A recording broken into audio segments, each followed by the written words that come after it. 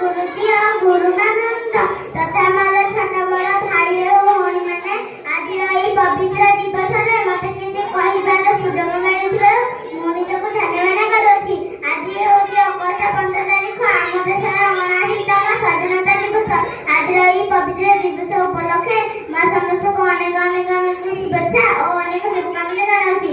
ବିଦେଶ ଶାସନ କବଳରୁ ଦେଶ ମାଟି ମାକୁ ରକ୍ଷା କରିଥିବା ସ୍ୱାଧୀନତା ସଂଗ୍ରାମୀ ମାନଙ୍କ